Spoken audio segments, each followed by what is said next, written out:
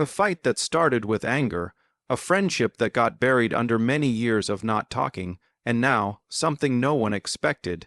James Hetfield just opened a door that fans never thought he'd open again, his messy, emotional past with Dave Mustaine and his band Megadeth. We all know the big stories, fights, getting fired, and many years of being mad at each other. But what really happened behind the guitars, the fame, and the music? Why now? Why talk about it at 61 years old?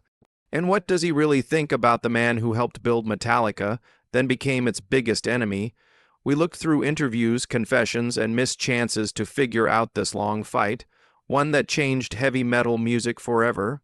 In 1981, luck met big dreams when four young musicians came together, not knowing they were about to change metal music completely. James Hetfield and Lars Ulrich, two determined kids from California who really wanted to make great music, had just started creating what would become Metallica.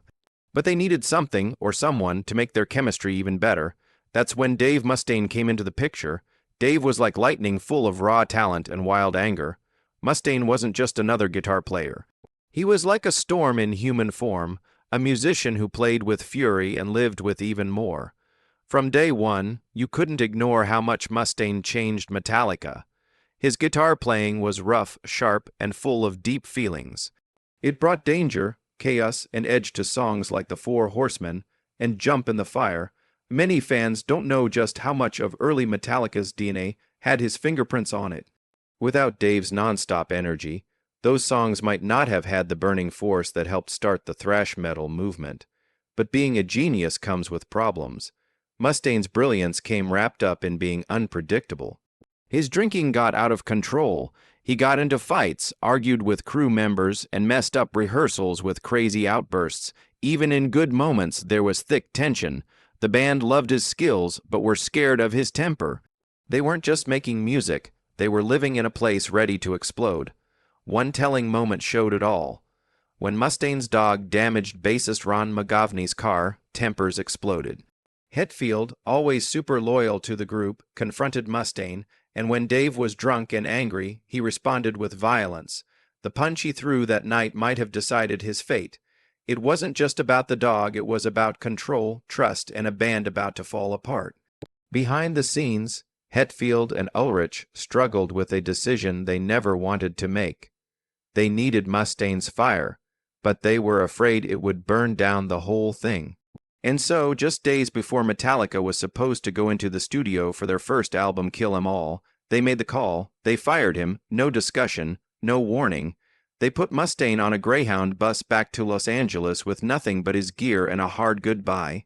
The impact was terrible. It was the biggest betrayal of my life. Mustaine said later, "I helped start that band. I put everything into it, and they threw me out like trash."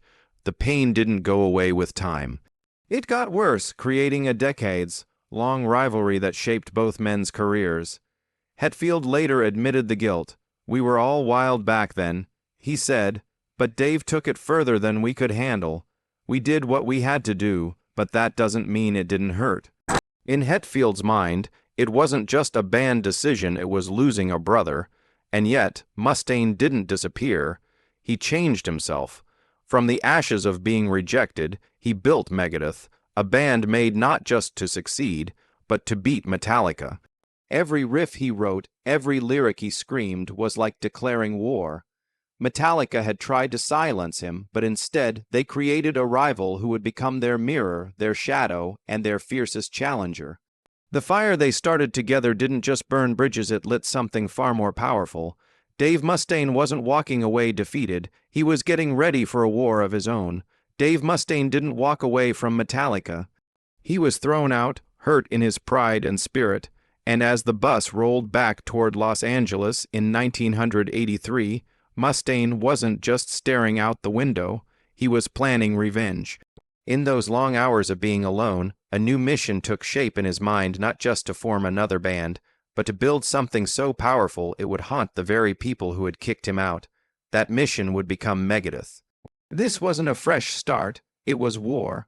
Mustaine wasn't creating from peace, he was creating from rage.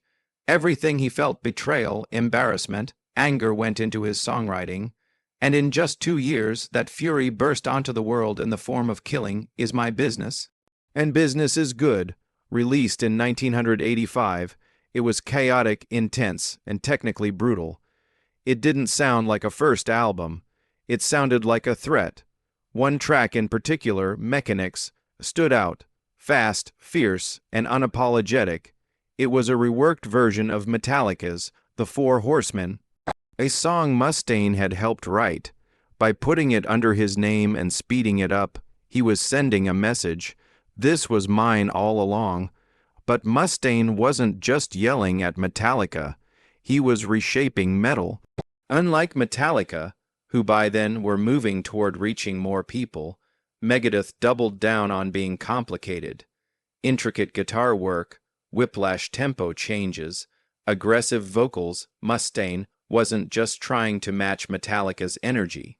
He was trying to beat it in every way you could measure. He didn't want to be compared. He wanted to be crowned. The gap between the two bands got bigger quickly. Metallica began getting mainstream success, especially after Ride the Lightning and Master of Puppets did well. They were praised for growing their sound, adding melody, structure, even moments of being vulnerable. Megadeth, on the other hand, stayed firmly in pure thrash, and that gap became a kind of spiritual battlefield for fans. Metallica was the band that grew up.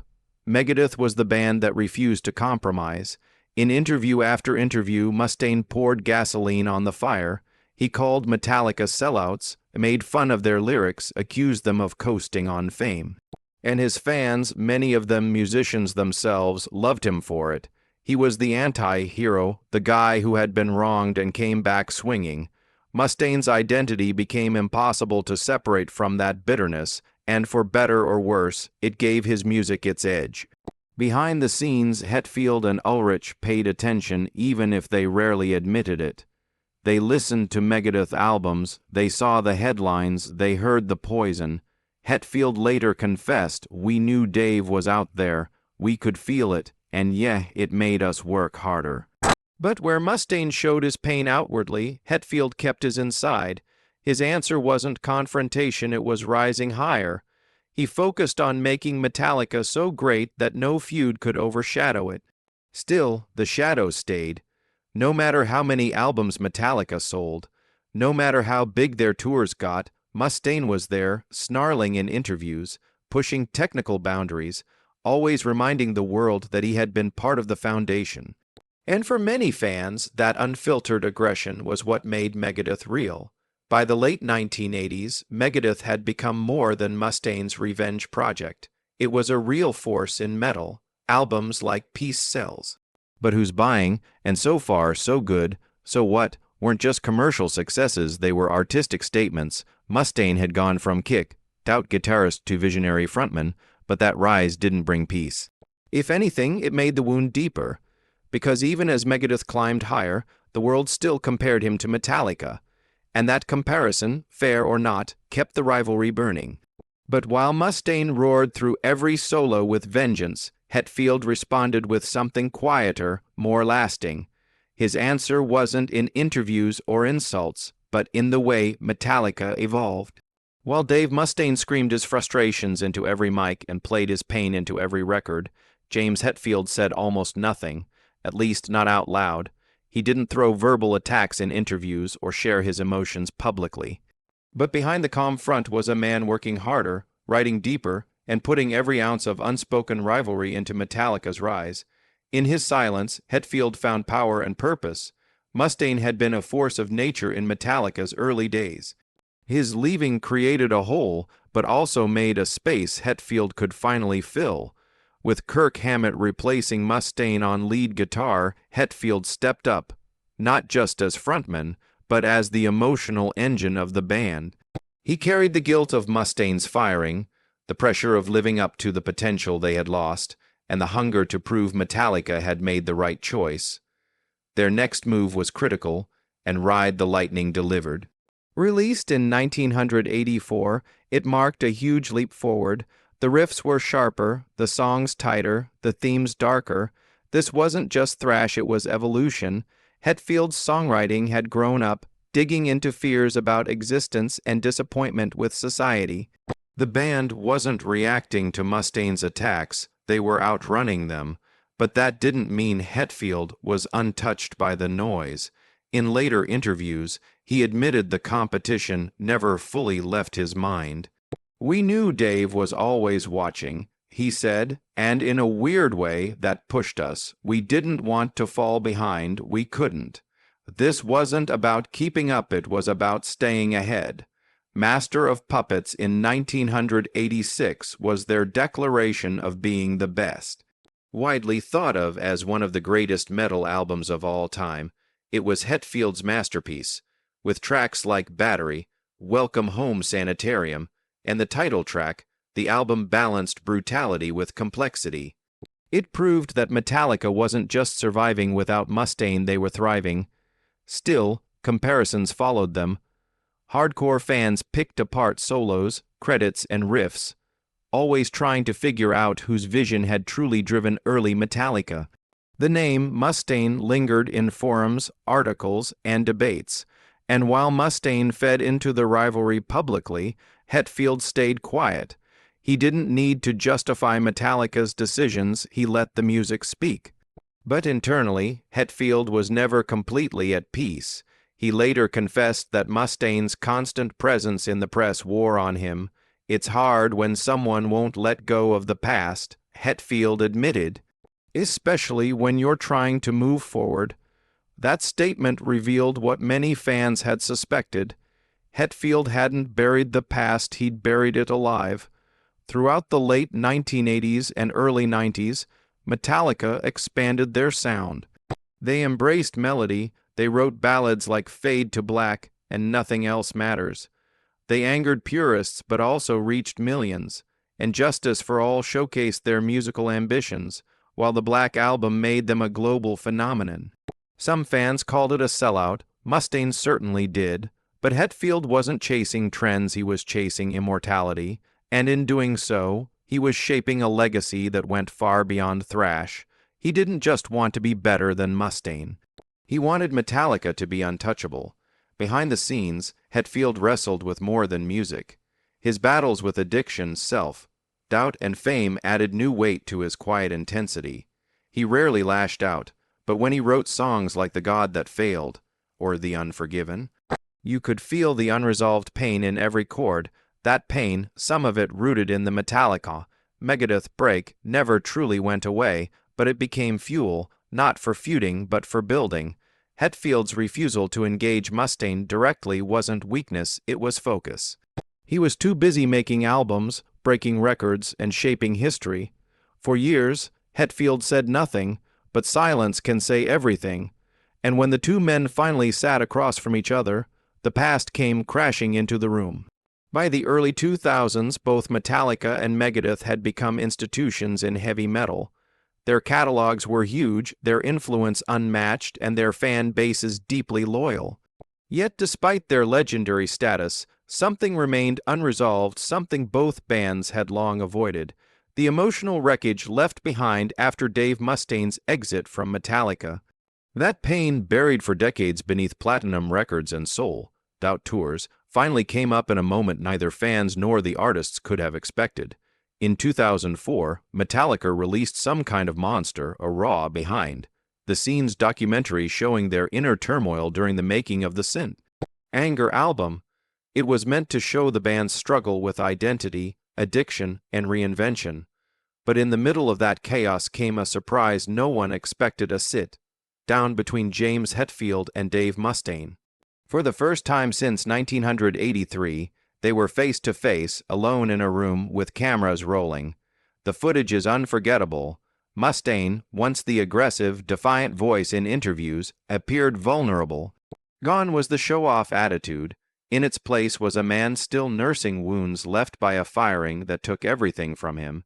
He told Hetfield plainly, "You never even said thank you. It's like you just threw me away." There was no performance in his voice, just decades of unspoken grief. Hetfield sat across from him, visibly uneasy but listening. He wasn't defensive, he didn't justify or deny. Instead, he explained, "At the time, we were just trying to survive." He remembered the early chaos, the illegal drugs, the drinking, the volatile personalities, and admitted that letting Mustaine go wasn't personal. It was survival. But there was something in his tone that went beyond logic. It was remorse. This was no staged reunion. It was two men confronting a shared history that neither had ever really come to terms with. For Mustaine, it was about respect, about dignity, about being erased from a legacy he helped build. For Hetfield, it was about guilt, about a decision made when young that had haunted his silence ever since. The conversation didn't end with hugs or forgiveness. In fact, it left more questions than answers. But it broke a barrier. Fans saw them not as rivals, not as frontmen, but as damaged people trying to untangle decades of pain. Mustaine admitted that, even with Megadeth's success, the shadow of Metallica followed him. Hetfield, too, seemed burdened by what might have been. Critics called the moment one of the most honest in any rock documentary. For the first time, the legendary feud wasn't reduced to magazine headlines or fanboy arguments. It was raw, messy, human, and it hinted at a possibility, however faint, that the wound could eventually heal, but healing doesn't happen in a single conversation. In the months and years that followed, Mustaine admitted that while the talk had meant something, it didn't resolve the deeper scars. He still felt sidelined, still felt that Metallica had refused to acknowledge his true contribution. Hetfield, too, pulled back. While he spoke positively of the interaction, he didn't pursue deeper contact. It was as if the emotional weight was too much, too soon. Still, something had changed. In the years after Some Kind of Monster, Hetfield began mentioning Mustaine more openly, not with venom, but with recognition. And Mustaine, though still critical at times, also started acknowledging Hetfield with more complexity. It wasn't reconciliation, but it was evolution. For the fans, the scene became iconic, proof that behind every great band are breaks, regrets, and unfinished conversations. The feud wasn't just about metal. It was about identity, about brotherhood lost, and for once, the music paused long enough to let the pain speak. Hetfield and Mustaine didn't resolve their past that day, but they exposed it. And that, in itself, was huge, because the silence that had fueled the rivalry for so long had finally broken. And from that break, a new kind of honesty emerged, one that would reshape how we saw them both. The words were raw, the wounds still fresh, but behind the pain, something unexpected had started to shift. After the emotional breakthrough captured in Some Kind of Monster, fans hoped it was the beginning of a long, overdue healing process between James Hetfield and Dave Mustaine. For decades, their feud had been turned into myths, analyzed and reignited across interviews, albums, and headlines. But now, with the walls seemingly starting to come down, a new and unexpected possibility crept into the conversation. What if the two metal giants actually worked together again? The idea seemed unthinkable for years, but in the quiet aftermath of their face-to-face moment, the notion of working together began to surface, not from rumors or hopeful fans, but from Mustaine himself. In interviews between 2020 and 2023, he began dropping hints. At first, they sounded like casual wishes. Then, slowly, they sharpened into real discussions. Behind the scenes, Mustaine and Hetfield reportedly talked about working on something together. Something real and not just any project. It was, according to Mustaine, a plan to revisit early Metallica material tracks they had written together in the chaotic early days before the split. For longtime fans, it would have been historic.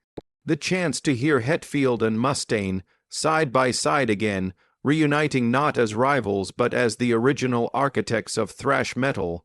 The kind of musical reunion that didn't just promise nostalgia, it promised redemption.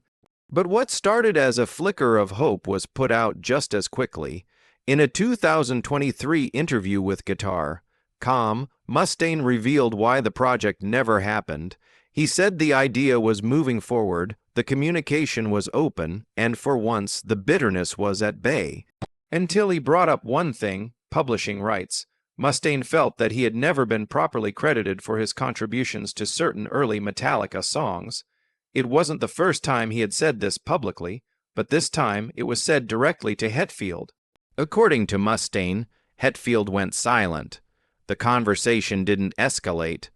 There was no blow-up, no argument, just a pause, a shift, a door quietly closing. Hetfield, known for his emotional control and guarded nature, reportedly didn't respond. The project stopped there not because of ego in the traditional sense, but by the deep and unresolved scar tissue surrounding who owned what, and who deserved what after all these years. Mustaine, in telling the story, said it plainly. Once I brought that up, it was over.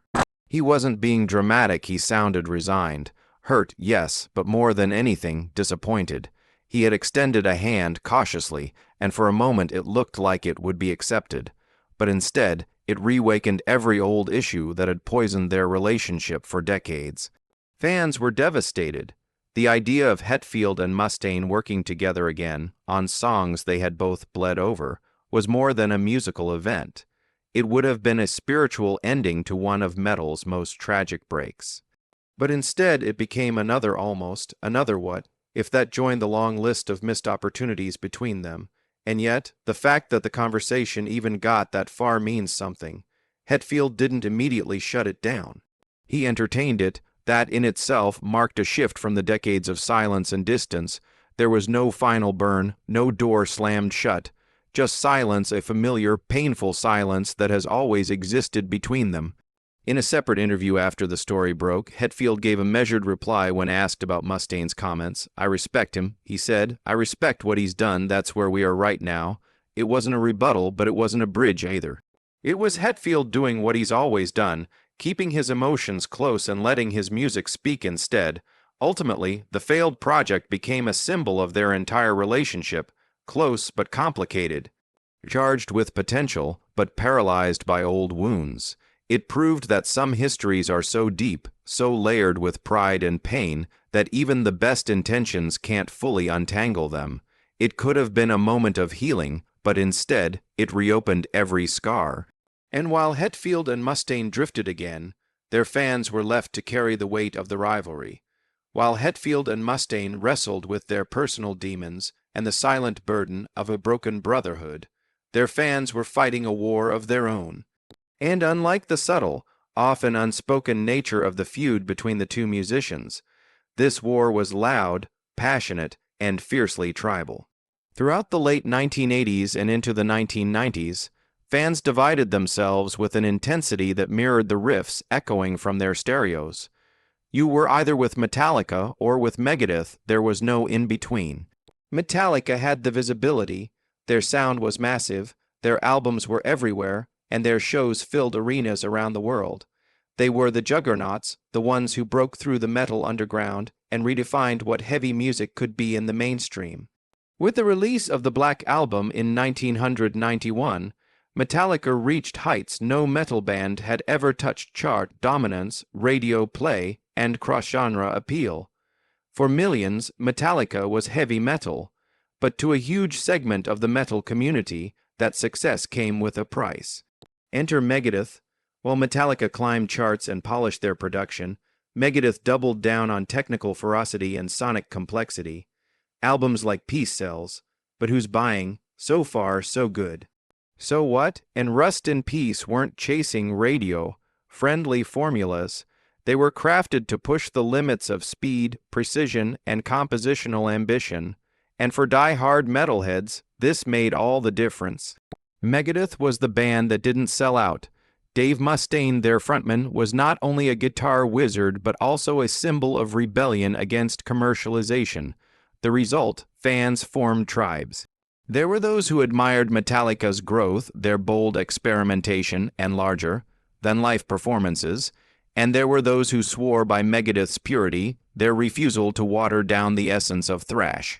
Both sides saw themselves as defenders of what metal should be, and their arguments played out on message boards, in magazine letters, and across school cafeterias around the world. The media, of course, feasted on it. Rock journalists framed every Mustaine interview as a shot fired, every Hetfield quote as a counterpunch. Even if one of them said nothing, silence was spun into hidden meaning, Articles titled The Metal Wars or Clash of the Titans kept the story alive. And to some extent, both bands benefited. The rivalry created drama, and drama attracted attention. But as the years passed, fans began to see how the feud shaped their own identities. For some, liking Metallica meant embracing evolution. It meant recognizing the artistry in taking risks, from the haunting tones of Nothing Else Matters to the complex rhythms of And Justice for All. For others, pledging loyalty to Megadeth meant choosing authenticity, musicianship over marketability, aggression over accessibility. Still, beneath the battle lines, most fans began to realize something deeper. Both bands were incredible. Their differences didn't have to mean one was lesser. In fact, those differences made the entire genre richer. You could respect Mustaine's pain-fueled creativity and admire Hetfield's discipline and growth. You could blast Holy Wars and Fade to Black in the same playlist, and increasingly, that's what began to happen. By the 2000s, as metal evolved and younger generations explored its roots, the old hatreds started to soften. New fans didn't inherit the bitterness, they came with open ears and no need to pick sides. Online forums shifted from debates to appreciation threads. Festivals like Big Four, where Metallica and Megadeth shared the same stage, allowed fans to experience unity rather than rivalry. Still, that tribal energy never fully disappeared. There's a pulse of nostalgia in those old arguments, a thrill in debating who was really the better band, but now, it's more of a celebration than a conflict. Fans understand that the rivalry itself was part of what made both bands better. Hetfield and Mustaine didn't just push each other, they pushed their audiences to care more, to listen deeper, to invest in the music beyond surface level. Time softened the war cries, but one question kept haunting both camps. What if the past hadn't pulled them apart? By now, the rivalry between James Hetfield and Dave Mustaine feels less like a personal grudge and more like a legend, carved into the DNA of heavy metal. But while most feuds fade with time, theirs still lingers, partly because of what it was, and partly because of what it could have been. The question has haunted fans for decades, whispered through forums and backstage chatter alike. What if Metallica had never let Mustaine go? What if they had found a way to make it work? It's a what if loaded with possibilities, especially considering what they created together in such a short, chaotic window. In less than 2 years, Hetfield and Mustaine helped lay the foundation of an entire genre. Their early collaborations were jagged and unrefined, but there was magic in that friction, and that magic sparked a wildfire that would change rock history. Mustaine has never been shy about entertaining those alternate realities. Over the years, he's floated everything from reunion ideas to collaborative projects. Some suggestions were fueled by nostalgia, others by ambition, but always there was an undertone of unfinished business. He's even spoken publicly about having tried to reconnect with Hetfield, especially as they both grew older and weathered storms of addiction, illness, and personal loss. Hetfield, by contrast, has been more cautious. He's acknowledged the gravity of what Mustaine brought to the early Metallica sound. In interviews, he's offered glimpses of admiration moments where he sets aside the rivalry and speaks about Mustaine's talent with real sincerity. He's also admitted to his own growth, saying that age has helped him see things from a broader perspective. But even as olive branches were extended, something always seemed to pull them back apart. One of the most striking near misses came in 2023 when Mustaine revealed in an interview with Guitar that he and Hetfield had discussed a potential collaboration. The concept, revisiting and reworking some of the early Metallica material, they wrote together music that still carries the fingerprints of both men decades later. It could have been huge, not just a creative reunion, but a symbolic one. A way to finally close the loop, to bring full circle closure to one of metal's most important stories. But it wasn't to be. According to Mustaine, the conversation broke down when the topic of publishing rights surfaced specifically. his belief that he had never been properly credited for some of the songs they had written in Metallica's infancy. When he brought it up, he said Hetfield shut down, and just like that, the spark was gone. I was trying to be friendly, Mustaine said, but once I brought that up, it was over.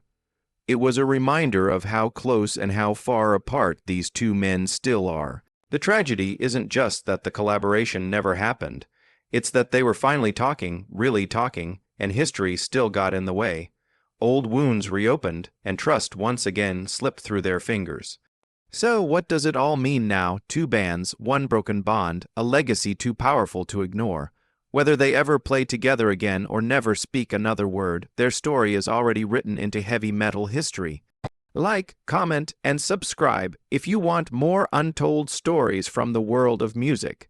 And don't miss the next video, it's one Hetfield himself might want to see.